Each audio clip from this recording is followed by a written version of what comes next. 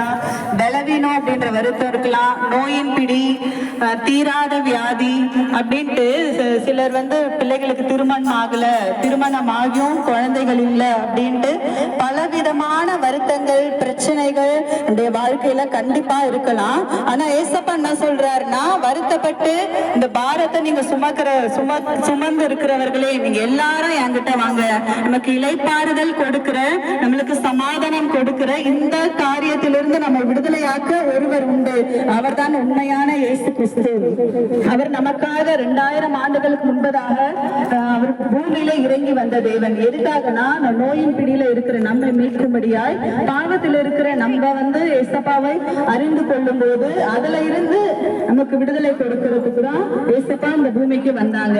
நான் கூட உங்களுக்கு ஒரு சின்ன சாட்சி சொல்றேன். அது சின்ன சாட்சின்னு சொல்ல முடியாது, தேவன் எனக்கு செஞ்ச நன்மையை சொல்றேன். ஏன்னா நீங்களும் அது மாதிரி காரியத்துல இருந்தீங்கன்னா, நீங்க ஏசப்பாவை நம்பும் போது நிச்சயமா ஏசப்பா உங்க வாழ்க்கையிலும் அற்புதம் செய்ய அவர் வல்லமை உள்ள தேவனா இருக்கிறார். ஒரு 10 வருஷத்துக்கு முன்னாடி எனக்கு ஃபர்ஸ்ட் டெலிவரி அப்போ ஒரு 10 நாள் குழந்தை பிறந்து ஒரு 10 நாள் தான் ஆச்சு. அந்த 10 நாள்ல பாத்தீங்கன்னா எனக்கு உடம்பு ஃபுல்லா அந்த சிக்கன் பாக்ஸ், உடம்பு ஃபுல்லா அம்மா தலையில இருந்து கால் வரைக்கும் எனக்கு அம்மா போட்டிருந்தது. அந்த சிக்கன் பாக்ஸ்னால குழந்தைக்கும் 10 நாள் பேபி தான், சின்ன குழந்தை. என்னால அந்த சின்ன குழந்தைக்கும் என்னாச்சுன்னா உடம்பு ஃபுல்லா அம்மா போட்டு ரொம்ப சீரியஸா இருந்தேன், நானும் குழந்தையுமே கூட.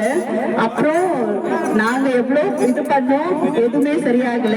அப்புறம் எங்க அம்மாட்ட நான் சொன்னேன், அவ்வளவுதான்மா, இதுக்கப்புறம் என்னால இருக்க முடியாது. ஏன்னா ரொம்ப ரொம்ப சிக்கா இருந்தேன். சோ என்னால வாசப்படியில வெளியே கூட நான் போய் நிப்பேனா அப்படின்ட்டு நான் நினைச்சிட்டு இருந்தேன்.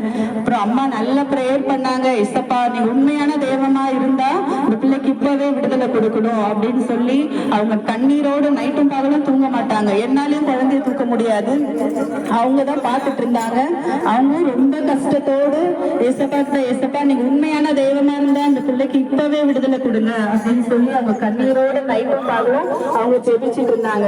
அப்படி இருக்கும் போதுதான் ஏசப்பா பேசுகிற தெய்வம். இப்ப நம்ம கூப்பிட்டோம்னா அவர் நிச்சயமா அவர் நமக்கு பதில் கொடுக்கிற தெய்வம், பேசாத தெய்வமே கிடையாது.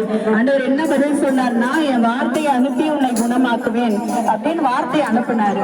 அந்த வார்த்தையே ஏசப்பா சொன்ன உடனே கரெக்டா ஒரு 3 நாள் தான் இருக்கும் பாருங்க. 21 நாளா நான் அவ்வளவு பாடுபட்டேன்.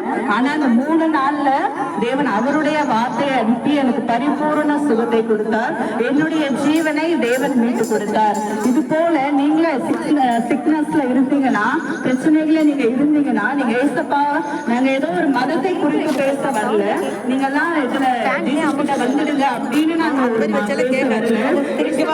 இருதயத்தை கொடுங்க, அதை பத்தி தான் நாங்க பேச வந்திருக்கிறோம். ஏசப்பா நீங்க உள்ளத்துல நீங்க எந்த டெம்டேஷன்ல இருந்தாலும் இயேசுவே எனக்கு இறங்குங்க, எனக்கு நீங்க ஒரு டெஸ்ட் பண்ணி பாருங்க, ஏசப்பா எனக்கு இதுல இருந்து ஒரு விடுதலை கொடுங்க அப்படின்னு நீங்க முழு மனதோடு நீங்க விசுவாசிச்சீங்கன்னா, நம்பினீங்கன்னா போதும், ஆண்டவர் என்ன பண்ணுவார்னா ஏசப்பா நிச்சயமா அந்த காரியத்திலிருந்து உங்களுக்கு விடுதலை கொடுப்பார்.